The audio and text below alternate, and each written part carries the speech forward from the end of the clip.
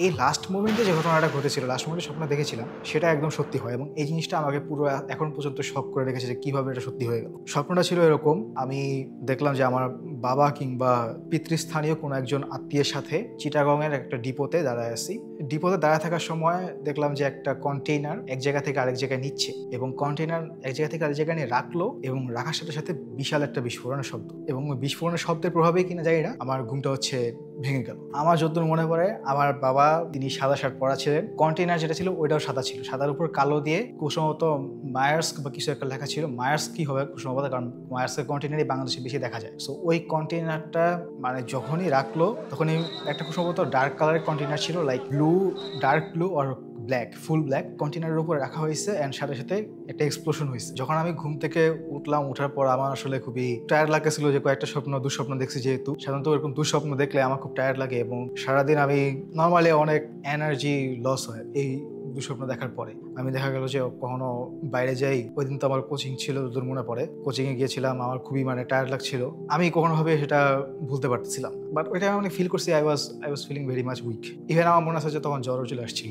Coincidentally 2 মাস পরে এসে আমি একদিন কোচিংয়ে গিয়েছিলাম, কোচিং থেকে বাসায় এসে দেখতে পাই যে চিটাগংয়ের একটা ডিপোতে খুব বড় আকারে আগুন লেগেছে এবং সে আগুন লেগে প্রায় 50 জন মানুষ মারা গেছে সেই সময়। ওই যে বললাম যে মানুষের লাইফে যে ঘটনাগুলো ঘটে অনেকটা কোনো লজিক পাওয়া যায় না, কোনো ব্যাখ্যা ডিসক্রিপশন পাওয়া যায় না, আমাকে শক করে দিছে। I was fully shocked about it. দুঃস্বপ্ন তো আসলে সবাই দেখি আমরা কম বেশি, কখনো চিন্তা করি না যে এরকম স্বপ্নটা সত্যি হবে, কোন স্বপ্ন সত্যি হবে কোন সত্যি হবে না তারা আমি জানি না। এখানে যে ব্যাপারটা হয়েছে এটা হচ্ছে আমার লাইফে ফার্স্ট যে এই স্বপ্নটা সত্যি হয়েছে। এরপরে জিনিসটা আমাকে এখন পর্যন্ত ভাবায়, এটা যেহেতু প্রথম ঘটনা। কিছুদিন আগে আমার বিশ্ববিদ্যালয়ের কোচিংয়ে আমার তো চাকরি হয়েছে, ওখানে আমি স্বপ্ন দেখছিলাম চাকরি হবে এবং আমি কাজ করতেছি একটা কোচিংয়ে বসে, ভালোই আলহামদুলিল্লাহ ইনকাম আসতেছে। ভাবছিলাম স্বপ্নটা সত্যি হবে না, এটা তো খুব বিশাল একটা পাওয়া। পরে দেখি যে না, স্বপ্ন সত্যি হয়েছে।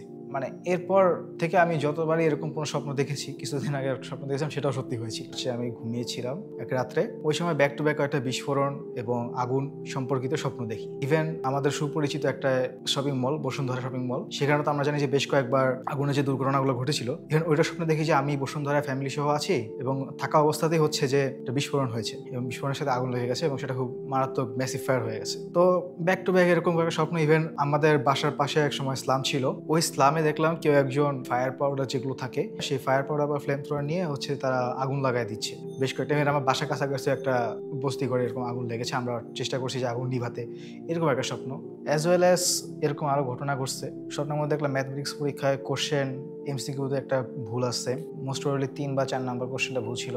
এমসিকিউ তার কয়েকটা ভুল ছিল, বাট সিকিউতে 2-3টা এরকম ভুল পেয়েছি। কয়েকটা ভুল পেয়ে আমি ঘুম থেকে উঠলাম, আমার দুঃস্বপ্নের মতো অনেকটা, ম্যাথ পারি না, তার উপর কোশ্চেন ভুল। কোইন্সিডেন্টলি এটা পরে ট্রুথ হয়, এই ড্রিমটা আমার ট্রুথ হয়। যেদিন ম্যাথ পরীক্ষার দিন আমি দেখি যে আমার ফার্স্ট এমসিকিউতে সেম নাম্বারটাই ভুল, দেন সিকিউ সেখানেও দেখি যে এরকম ভুল আছে, সেম নাম্বারগুলোই। পরীক্ষার হলে তো ওইরকম ফিলিংস আসে না, কিরে ভাই স্বপ্ন এরকম তো কোনো ফিলিংস আসে না, টেনশনে ছিলাম তার উপর। বাসায় এসে যখন আমার খেয়াল পড়লো এরকম দেখছিলাম, সাথে সাথে আমি আমার 2জন বন্ধুকে জানাইছি যে এরকম কাহিনী হয়েছে। ওরা ফাইজলামি করছে, আর এটা তো আসলে অত পাতা দেওয়ার বিষয় না। ওরা ফাইজলামি করে বলছে যে তুই এটা আগে জানাস নাই কেন, তাহলে তো আমরা ওভাবে প্রিপারেশন নিতে পারতাম।